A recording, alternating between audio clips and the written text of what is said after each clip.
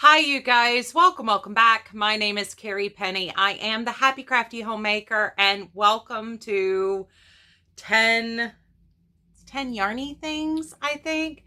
First off, I want to thank you guys so much for all of your questions, concerns, comments. Take my shoes off here. It'll be a little easier to maybe stand still. About my surgery. Everything's fine. I'm still not in the position to where I can get in and out of the floor easily. So we are standing up today. So hopefully I won't do too much wiggling and fidgeting. That's why I normally sit in my videos, because I'm really bad at just standing here and doing this while I talk. But yeah, I'm doing fine. Everything's okay. It's just a process of healing now. It's a little annoying, but I have had time to get a lot of crafting done because I can't do a whole lot of moving. So I am in a seated position for about 70% of my day right now, which is frustrating. It's very frustrating. I am used to being much more physically active than I have been. So it is what it is. And hopefully by next week, everything will be fine. So this is Monday. This video will hopefully be going up on Tuesday, but I do have a couple other videos I'm going to try to film today. We'll just have to play this by ear for the next few days. So I was tagged by Tracy over at Creatively Tracy and Debbie the Canadian Crocheter, and I will have their channels both tagged down below in the description box. As always, with channels I mention, I do try to always tag. And before I get started, I also want to say I am tagging Sunny at the North Country Knitter, Tristan over at Comfy Cozy Crochet with Tris, Betsy over at Me, My Hook and I, and just for a fourth, in case somebody else has already been tagged, I am tagging Tracy over at Crochet Rossetti. So you guys listen up to the questions. I will have the questions linked down below in the description box as well. If I didn't tag you, please feel free to play along. This is a tag that was started by Crystal over at Bag a Day, who will also be linked down below. If you don't have a channel and you want to play along, please leave a comment. I love hearing what you guys think. I love hearing your opinions on things. You guys teach me as much as you feel like I teach you. So I love hearing your opinions too. And especially if you live out of North America, I would really be interested to hearing some of your answers to these questions in particularly. And that's for my own personal research on something I'm hoping to do here shortly. But yes, on with the question. So number one, what is your favorite color of yarn? I am a pink, aqua, and purple person. I love pink, aqua, and purple. As you're in a new part of my stash, I don't think I've ever filmed in front of this section. You can definitely tell how much pink, aqua, and purple I love.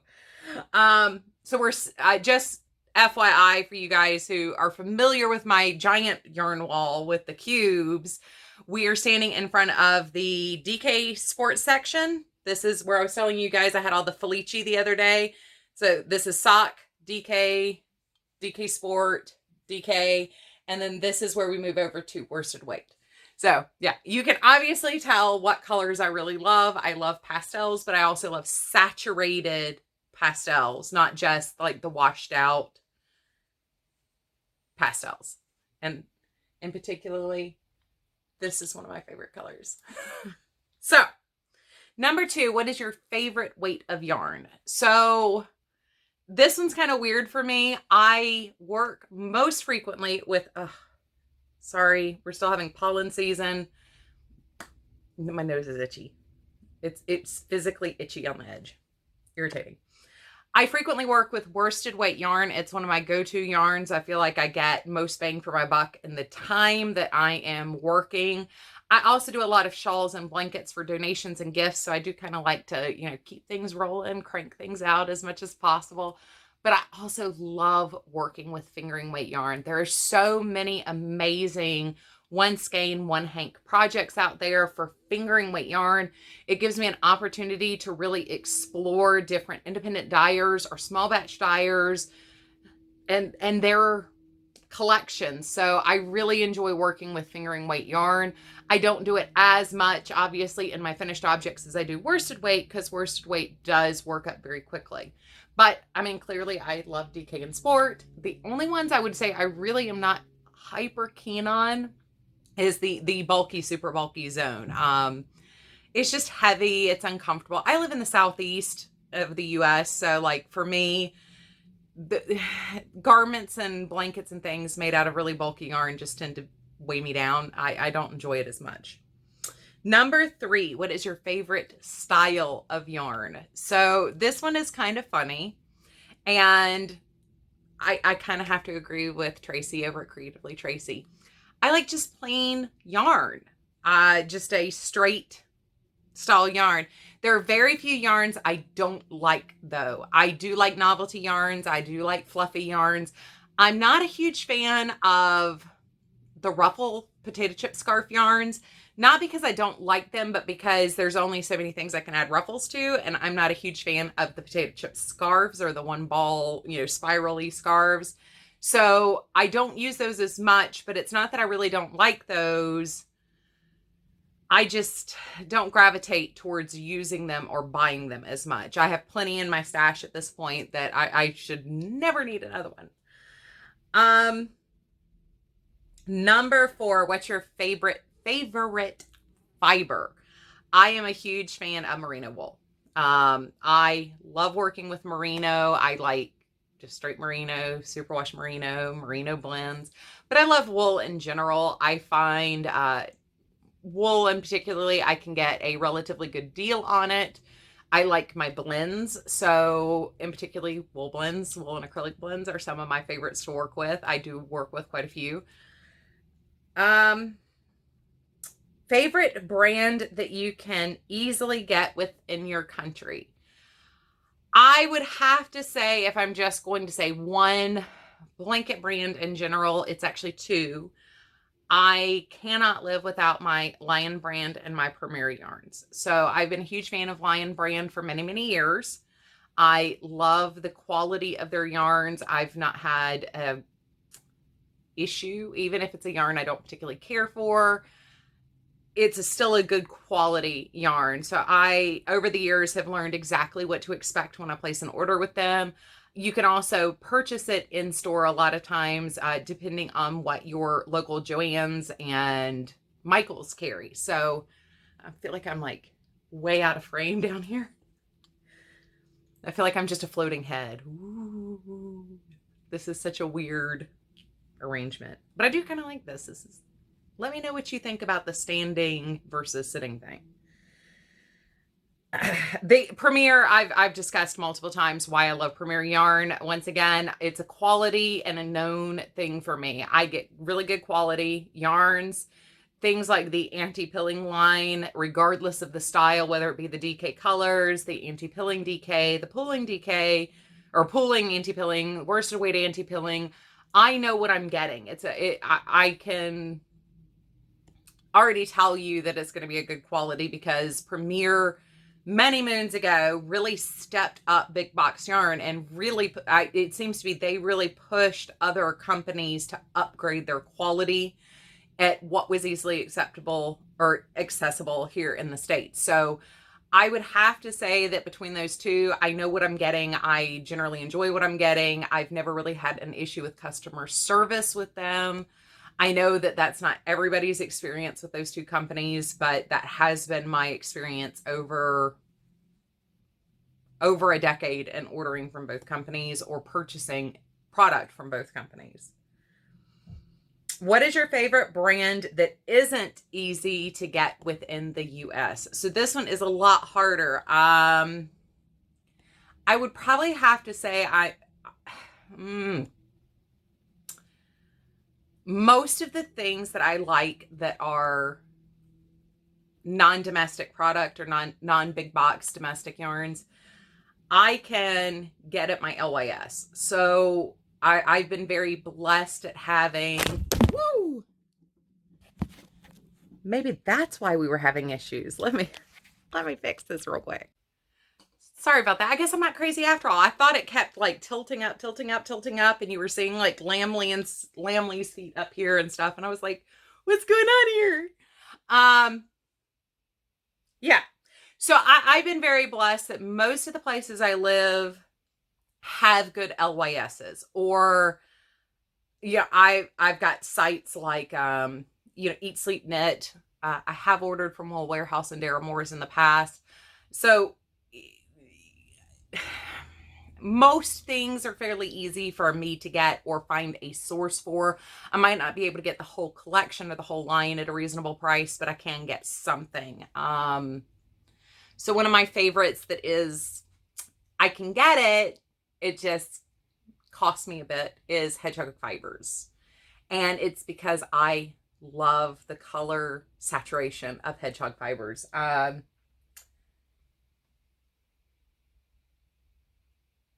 have a new hank of it. Oh, here it is. Oop. That I just got when I was in Asheville, North Carolina a few weeks ago. Most of their colors, even if it's not, the neons or brights, they're very deep saturated colors. They're absolutely brilliant. They just sing. So this would probably be the one that's the hardest for me to get. Definitely in person, because not every LYS obviously will carry Hedgehog Fibers, but it is not cheap for me to order them anywhere. They have very set pricing. So yeah, Hedgehog Fibers is probably the one I would say is the hardest for me to get in the largest assortment that I just love. Number 7, favorite yarn store online and favorite brick and mortar store. So my favorite brick and mortar store would probably, unfortunately, have to be Hobby Lobby. Just because most of the Hobby Lobbies around me carry about the same thing. I love the idea of Michael's, but since we moved back to North Carolina, I don't have the variety at my local Michael's that I'm used to having. My Michael's back in Columbia had a much larger variety of yarns. My Hobby Lobby, Joann's, and Michael's were all within like a 3-mile block of a circle shopping in town. So if I ever had to go in town, I could hit all 3 stores very quickly and easily. But my Michael's in Columbia had a much larger yarn assortment. Now, Hobby Lobby is really the only known quantity, because our Joann's here sometimes has stuff, sometimes doesn't. But I also have the disadvantage of having moved and getting into a routine and shopping in person more right as COVID hit. So I do have a disadvantage there at knowing what my stores regularly carry, because I was only here for a few months before things went sideways. Now, online, I really love, if I'm buying something decadent, I really love ordering from Eat Sleep Knit. I will leave a link to their website down below. If you order a certain amount over the course of the year, they do their yarn marathon, and you can get higher discounts, and there are certain things like once you hit the 10K club that are only available to you. I don't order them from them a lot, but they're a fantastic site to order from. Another one that I think is excellent to order from is WIPs. Now, with Lovecraft having bought them, I'm not sure how that's going to change things. I think that's a really good merger. I think that's a really good partnership. So I actually think that's going to work out to our advantage here in the US. But you never know. I could be wrong. You never know. But right now, their selection is excellent. They have a really good combination of things like Cascade, which are a higher quality yarn, but with their purchasing discounts, you can get a really good discount up to 25%. You also have, Hedgehog Fibers. I think they carry Lorna's Lace. They carry a couple of different, higher end boutique yarns, as well as some of the more standard but higher quality, a little bit more expensive. I call it the Nitpicks tier of things. It's like LB Collection from Lion Brand, Nitpicks. I mean, you can get some really beautiful, you think of them as cheap fibers like acrylic, This is Knit Picks acrylic, by the way. Very, very soft, very wonderful to work with. It is a premium acrylic, but it does cost more than, you know, Red Heart. I love this yarn, things like that. So I would say Webs carries a nice variety of things that are that like Knit Picks tier and up, and they're an excellent place to order from. And I've never had any issue with shipping delays or anything like that. Number 8, do you keep your scrap yarn? If so, what do you do with it? Yes, yes, and yes. I've shared before that I have buckets where I have my 0, 1, 2, 3, 4, 5, 6 scraps. I do a lot of scrap gans. They do take me eons to finish, but I love making scrap gans. I also do scrap shawls. I've done pet blankets. I really enjoy just pulling together yarns and smushing them together with as many colors as possible. So yes, I do keep my scrap yarn. I initially started keeping, in particularly my worsted weights, to do amigurumi, but as mentioned before, I'm not very good at amigurumi. So yeah, a lot more scrap gans and scrap shawls. Number 9, what is your favorite thing to crochet or knit? I love making shawls. Shawls are one of my number 1 things to go to, followed immediately by hats and then scarves. So I enjoy my long projects. I do enjoy making blankets and stuff, but I love shawls. I think they're just a blast to make. You can make them as big or as small as you like. Like I said, you know, for things like your one skein wonder, and particularly fingering weight yarns, you can get a beautiful shawlette that you wears a scarf, drape over your shoulders, and it can be a showstopper for just nominal investment of time and money, where you either let a pattern sing and do its job, or you let the yarn, like this is a case where when I work this, the yarn will do the work for me. This will be the showstopper in that final project. And there's so many different varieties out there, from simple stitches to impact stitches where you get into lace or texture and things like that. I think shawls are one of the perfect projects for just playing. They just dive in and play with a new stitch pattern, with a new yarn, with new texture. I love it. And you don't have to worry about, you know, sizing up and down and things like that, like you do with hats. If you want to change a hat pattern to have a different texture, you know, you have to keep your stitch counts right, and you have to math. And who wants to math when they're crafting? Number 10. If you could crochet or knit one last thing for the rest of your life, what would it be and what yarn would you use? So I've seen different people take this different ways. I believe what Crystal was asking specifically is, what is your magnum opus project? If this is the only thing you'll ever be able to do, and then your hands are just gone, you can't craft anymore, what would that final epic project be? And I'm kind of torn. I have a few that are on the, man, I wish I could sit down and just focus on that. Something like the Tree of Life knit blanket, the king sized one that has the big Tree of Life and has the Celtic knotwork cables on it. That would be one potentially. One of those beautiful bedspreads with the individual tiny little crochet motifs, something like that. Those intimidate me. I don't make things like that. So I would probably have to say, like, just as a parting shot to crafting, something like that would have to be my final ever project. Now, if I could only make one thing for the rest of my life, I would use a wool and acrylic blend and make shawls. Like, if I could only make one kind of project forever, I would use a wool acrylic blends and make shawls. So I've already told you who I'm tagging: Tracy, Betsy, Tristan, Sunny. So you guys hop on, join the train. And if you guys don't have a channel, please leave a comment down below and let me know your answers to these questions. I will have the questions in the description box along with all the channels that I mentioned. So I hope you guys are having a fantastic day. I love you guys, and I will see you guys real soon. Bye, guys.